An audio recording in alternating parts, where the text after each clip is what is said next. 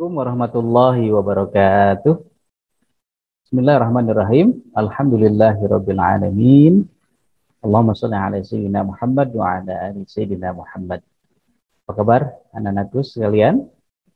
Semoga semua dalam keadaan sehat walafiat.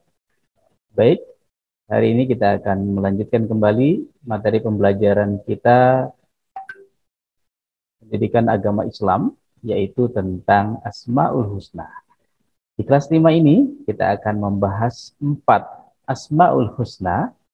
Yang pertama yaitu Al-Mumit, yang kedua Al-Hayyu, yang ketiga Al-Qayyum, dan yang keempat Al-Ahad. Mari sama-sama kita simak pembelajaran kita hari ini. Namun sebelum kita mulai, mari sama-sama kita awali pembelajaran kita dengan membaca lafaz basmalah. Bismillahirrahmanirrahim. Ini adalah Asmaul Husna yang akan kita bahas, yaitu Al-Mumit, Al-Hayyu, Al-Qayyum, dan Al-Ahad. Dalam pembelajaran kita saat ini, indikatornya ialah menyebutkan arti Asmaul Husna, kemudian kalian dapat memahami apa itu makna Asmaul Husna yang kita bahas, dan juga menghafal Asmaul Husna, Al-Mumit, Al-Hayyu, Al-Qayyum, dan Al-Ahad serta artinya. Yang pertama ialah Al-Mumit, artinya yang maha mematikan. Kapan manusia disebut mati?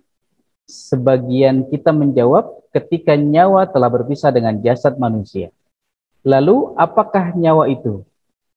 Jika ada, bertempat di mana? Kemudian wujudnya apa?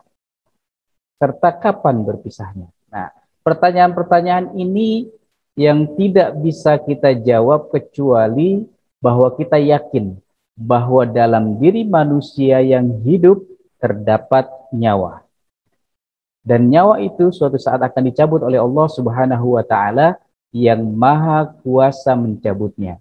Dialah Allah Subhanahu wa Ta'ala Al-Mumit, yang maha mematikan. Wa annahu huwa amat wa ahya, dan sesungguhnya dialah yang mematikan dan menghidupkan. Quran surah An-Najm. Anak-anakku sekalian, di dalam realitasnya, kenyataannya, 1001 cara manusia menuju pada kematiannya. Ada yang disebabkan sakit, ada pula yang karena kecelakaan, berjuta-juta jenis penyakit dan beribu-ribu jenis kecelakaan, baik di laut, di udara, di daratan, berjuta-juta sebab orang mati. Tapi hanya satu yang namanya mati, yaitu ketika ajal telah tiba dan ketetapan Allah Subhanahu wa Ta'ala telah dijatuhkan kepada siapa yang dikehendakinya. Dalam Quran surat An-Nisa ayat 78 dijelaskan, A'udzu billahi minasyaitonir rajim. Ainama takunu yudrikumul maut. Di mana saja kamu berada, kematian akan mendapatkan kamu. Jadi tidak ada tempat sembunyi dari kematian. Sekalipun kita membuat benteng yang kokoh, sekalipun kita bersembunyi di dasar lautan, jika ajal telah datang, maka kematian akan menjemput kita. Subhanallah. Sesungguhnya kematian yang kamu lari darinya, sesungguhnya kematian itu akan menemui kamu. Jadi Allah Subhanahu wa Ta'ala sudah menentukan, sudah menggariskan sebelum kita dilahirkan ke muka bumi ini, kapan ajal kita. Jadi tidak ada seorang pun yang sanggup memberi hidup. Juga sebaliknya, tidak ada seorang pun yang bisa mematikan. Betapa banyak orang yang berusaha bunuh diri, tapi justru malah ia selamat. Coba, dia lompat dari gedung yang berlantai-lantai, jatuh, tapi tidak mati. Akhirnya apa? Dia merasakan sakit yang berkepanjangan. Tulangnya patah, badannya remuk, dia dirawat di rumah sakit. Dia malah merasakan sakit yang berkepanjangan. Dia berusaha untuk bunuh diri, tapi malah jadi selamat. Begitu juga sebaliknya, berapa banyak orang yang berusaha untuk selamat, ternyata justru mengalami kematian. Orang yang sudah berhati-hati misalnya naik kendaraan, ya sudah mengikuti jalur dan mentaati jalur lalu lintas, tapi apa? Jika kematian sudah datang, entah dari arah manapun, itu akan menghampirinya. Tiba-tiba dari belakang yang menabrak kendaraan itu. Itulah yang disebut dengan kematian. Begitu kita menghindar, berusaha selamat, tapi justru yang namanya kematian tidak bisa terlewatkan. Nah, bagi orang yang beriman, kematian itu bukan sesuatu yang harus ditakuti. Bagaimana kehidupan juga tidak perlu dikhawatiri. Hidup dan mati adalah ketetapan Allah Subhanahu wa taala yang harus diterima sebagai takdirnya. Ketika diberi kesempatan hidup, kita dapat memanfaatkan kehidupan itu untuk beribadah, beramal soleh, serta menghimpun sebanyak-banyaknya pahala di sisi Allah Subhanahu wa taala. Yang terpenting ialah kita mendapatkan ridho dari Allah Subhanahu wa taala. Buat apa menghimpun banyak pahala tapi senantiasa kalau tidak mendapatkan ridho dari Allah Subhanahu wa taala, sama saja itu hal yang percuma. Kita masih terlalu sibuk dengan mempersiapkan bekal di dunia yang tidak terlalu lama. Kita masih lalai mengingat mati. Ketahuilah bahwa kita semua ini adalah camat, calon-calon mati, calon-calon mayat. Ya, saat ini kita hanya menunggu giliran kapan waktunya Allah mencabut nyawa kita, memisahkan nyawa dari jasad kita, dan mengembalikan jasad pada asalnya, yaitu tanah, dan mengirim ruh kita kembali ke alam kehidupan yang sebenarnya. Ya ayyatuhan nafsul mutmainnah, irji'i ila rabbiki radiyatan mardiyah, fadkhuli fi ibadi wadkhuli jannati. Sayangnya di sana hanya tersedia dua pilihan untuk tempat tinggal manusia. Mau pilih di surga, ataukah mau pilih di neraka. Bekal kita selama hidup di dunia akan menentukan di mana kita akan tinggal nanti selama-lamanya. Ya, bisa jadi kalian duluan yang meninggal baru Bapak. Atau sebaliknya, Bapak belakangan nanti kalian duluan. Ya, gimana qadarullah ya. Karena zaman sekarang banyak sekali kejadian-kejadian orang meninggal itu tidak disangka-sangka ya. Mudah-mudahan kita semuanya dimatikan dalam keadaan husnul khatimah. Amin ya rabbal alamin. Kemudian yang kedua al-hayyu, yang maha hidup. Al-hayyu artinya zat yang maha hidup, yaitu dia senantiasa selalu hidup kekal dan tidak pernah mati atau rusak. Sebagaimana yang dialami oleh makhluk-makhluknya. Jadi makhluk adalah ciptaan Allah, senantiasa semuanya akan sirna, akan rusak. Tapi Khalik, sang pencipta, dia Al-Hayyu, maha hidup. Bagaimana firman Allah Subhanahu wa taala dalam surat Al-Imran ayat 2, Allahu la ilaha illa huwal hayyul qayyum. Allah tidak ada Tuhan yang berhak disembah melainkan Dia yang hidup kekal lagi terus-menerus mengurus makhluk-makhluknya. Allah Subhanahu wa taala Tuhan yang maha hidup. Setiap yang hidup adalah makhluk. Hanya Allah lah zat yang kekal abadi. Allah Subhanahu wa taala hidup dengan sempurna dan senantiasa hidup. Juga dialah sumber dari kehidupan segala hidup. Kecuali Allah Subhanahu wa taala, kehidupan segala makhluk memiliki batasan-batasannya. Allah yang maha tinggi memberikan kehidupan kepada makhluk-makhluknya. Kemudian yang ketiga, Al-Qayyum, maha berdiri sendiri. Ya, kalau di dalam sifat wajib bagi Allah, itu ada yang disebut qiyamuhu binafsihi. Allah maha berdiri sendiri. Sama ya. Ya, nama Allah Al-Qayyum, dibaca Al-Qayyum termasuk Asmaul Husna, artinya maha berdiri sendiri. Firman Allah Subhanahu wa taala ini sama di dalam surat Al-Imran ayat 2 ini menjelaskan tentang Al-Hayyu dan Al-Qayyum. Allah Subhanahu wa taala Al-Qayyum bermakna yang pertama yang mengurus segala perkara atau urusan makhluknya. Dialah yang berdiri sendiri, agung sifatnya dan tidak memerlukan apapun dari makhluknya.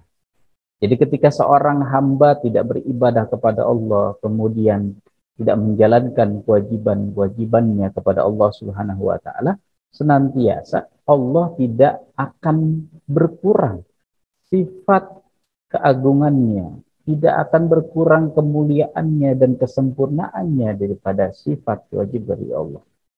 Tetapi sebagai makhluklah kita yang senantiasa butuh kepada Allah Subhanahu wa ta'ala.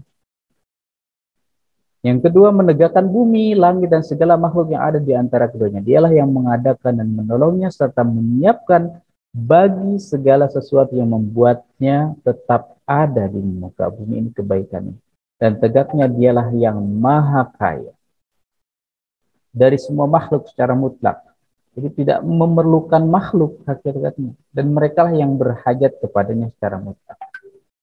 Ya, ketika kita tidak beribadah, Allah tidak butuh dengan ibadah kita. Allah tidak butuh dengan sholat kita. Tapi makhluklah kita yang butuh kepada Allah Subhanahu wa ta'ala. Makanya Allah malah memerintahkan kalau mau sesuatu, mintalah kepadaku. Maka aku akan kabulkan. Udu'uni astajib lakum. Hanya kepada Allah tempat kita untuk meminta. Jangan kepada yang lainnya. Nah, itulah pengertian yang terdapat di dalam Al-Qayyum. Allah tidak terbatas keagungannya, ketinggian, kemuliaan, dan kesempurnaannya. Kemudian yang keempat, yaitu Al-Ahad, yang Maha Esa. Allah Subhanahu wa ta'ala itu Esa atau satu. Tidak mempunyai anak dan tidak mempunyai orang tua. Bahkan Allah Subhanahu wa ta'ala yaitu adanya kehidupan yang berjalan dengan teratur. Alam ini berjalan dengan teratur, ya. Matahari berada di siang hari, bulan di malam hari. Ya, jika Tuhan lebih dari satu, maka kehidupan ini akan menjadi kacau. Karena antara Tuhan yang satu berbeda keinginan dengan Tuhan yang lainnya. Kita tidak bisa membayangkan kalau seandainya Tuhan itu dua atau lebih dari satu, bahkan tiga, ya. Tuhan yang satu memerintahkan matahari terbit dari timur, sedangkan yang satunya lagi memerintahkan matahari terbit dari barat. Tuhan yang satu inginnya musim kemarau, sedangkan yang satunya lagi ingin musim hujan. Nah, dari contoh sederhana ini kita dapat memastikan bahwa kehidupan di dunia ini akan kacau dan hancur berantakan jika Tuhan lebih dari satu. Ternyata sejak dahulu kala kehidupan kita di dunia ini berjalan dengan teratur ya karena Allah itu Maha Esa. Allah itu satu. Hal inilah yang membuktikan bahwa Allah itu Esa, hanya satu. Allah Subhanahu wa ta'ala Tuhan yang Maha Esa yang mengatur jalannya kehidupan dan memberikan rezeki kepada semua makhluk ciptaannya. Di dalam ini Pak Zakir, Allah mempunyai nama-nama Asmaul Husna, maka berdoalah kepadanya dengan menyebut nama-namanya. Ketika kita berdoa, kemudian disebutkan Asmaul Husna, nama-nama Allah yang baik, senantiasa ini adalah salah satu wasilah kita, senantiasa mudah-mudahan doa kita cepat dikabul, diijabah oleh Allah Subhanahu wa ta'ala, karena kita selalu menyebutkan nama-nama Allah yang baik.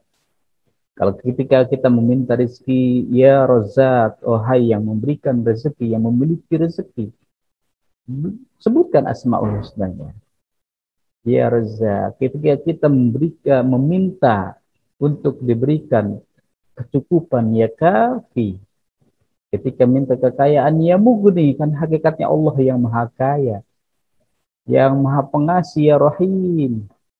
Ketika kita berdoa dengan menyebutkan Asmaul Husna, senantiasa insya Allah doa kita cepat dikabul oleh Allah Subhanahu wa ta'ala. Amin ya rabbal alamin. Baik, demikianlah pembahasan kita ya, tentang Asmaul Husna yang 4 di kelas 5 ini. Mudah-mudahan bisa dipahami, ya, mudah-mudahan bisa dimengerti. Jika ada hal-hal yang belum paham nanti bisa langsung ditanyakan, ya, melalui Google Classroom maupun di kolom chat atau di via WhatsApp ya. Yang tadi kita bahas yang pertama yaitu Al-Mumit, Allah Maha Mematikan. Yang kedua yaitu Al-Hayyu, Allah Maha Hidup. Yang ketiga Al-Qayyum, Allah berdiri sendiri. Dan yang keempat Al-Ahad, Allah Maha Esa. Mudah-mudahan semuanya dapat paham, dapat mengerti semuanya. Ya, jika sudah paham, nanti kita akan lanjutkan di pertemuan selanjutnya. Mari sama-sama kita tutup pembelajaran pada hari ini dengan baca lafaz hamdalah. Alhamdulillahi Rabbil Alamin. Akhirul kalam. Wassalamualaikum warahmatullahi wabarakatuh.